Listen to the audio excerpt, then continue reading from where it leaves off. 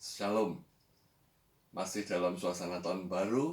Itu sebabnya pertama-tama saya mengucapkan selamat memasuki tahun baru 2026 kepada teman-teman yang saya kasih dimanapun berada.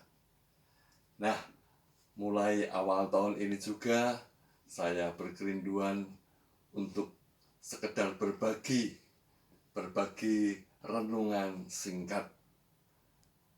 Saya berharap supaya renungan singkat ini juga bisa nantinya menjadi berkat bagi teman-teman dimanapun. Dan jika Tuhan memang berkehendak atau Tuhan menghendaki, saya akan merencanakan untuk 2 kali dalam 1 minggu renungan ini saya bagikan kepada teman-teman, yaitu tiap hari Rabu dan Sabtu. Nah, untuk yang pertama kali ini tentunya masih berkorelasi dengan situasi atau keadaan di awal tahun ini. Pada umumnya, tahun baru sering dimulai dengan seseorang itu membuat semacam resolusi, ya, atau semacam tekad, niat, target, rencana untuk apa yang akan dijalani, apa yang akan dilakukan di sepanjang tahun yang akan berjalan nanti. Tentunya dengan niat, tekad, rencana besar, ya seperti itu. Namun, kali ini kita akan merenungkan dari sisi yang lain, yaitu dari firman Tuhan.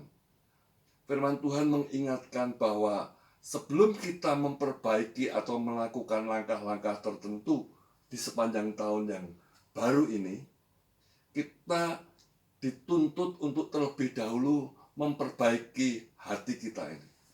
Ya, hati ini yang perlu dibenahi terlebih dahulu.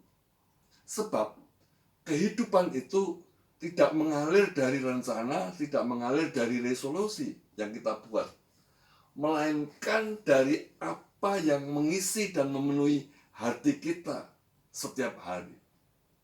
Itu sebabnya Amsal berkata di pasal yang keempat ayat 23, firman Tuhan di Amsal 4 ayat 23 ini berkata, jagalah hatimu dengan segala kewaspadaan, karena dari situlah terpancar kehidupan. Nah, jika hati kita ini penuh luka, kita akan berjalan atau hidup dengan penuh kecurigaan. Jika hati kita ini penuh kekecewaan, maka kita juga akan bergerak setengah hati. Jika hati kita penuh kekhawatiran, kita tidak akan berjalan kemana-mana atau tidak akan bisa maju.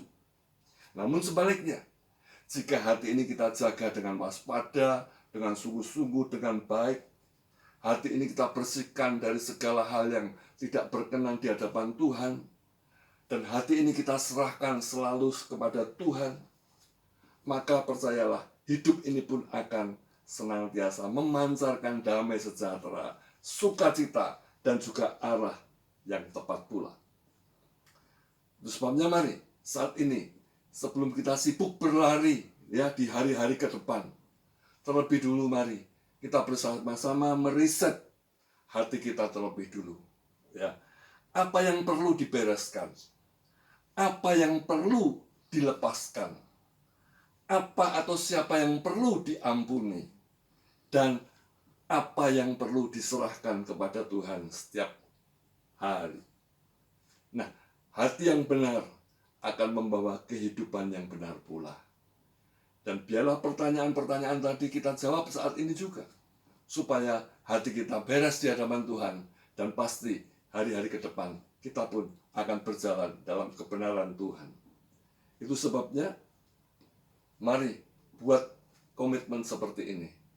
Yang pertama, belajar untuk luangkan waktu 5 menit saja setiap pagi untuk kita terlebih dulu bersyukur kepada Tuhan sebelum sibuk melakukan segala aktivitas dari hari ke hari. Serahkan hati ini kepada Tuhan. Yang kedua, stop mengkonsumsi hal-hal yang dapat meracuni hati kita. Misalnya seperti gosip, iri hati, kedengkian, kebencian, dan lain segalanya. Ya, hal-hal yang negatif lainnya. Itu stop. Dan yang ketiga, mari belajar untuk terus berlatih dengan senantiasa menyaring segala sesuatu yang masuk dalam pikiran kita sebelum kita mempercayai dan bereaksi atas setiap hal yang masuk dalam pikiran kita. Saya percaya bila step-step ini kita jalani, hati kita akan beres dan kita akan hidup dalam perkenanan Tuhan. Selamat meriset hati sepanjang tahun baru ini. Tuhan Yesus memberkati dan menyertai kita semua. Haleluya. Amin.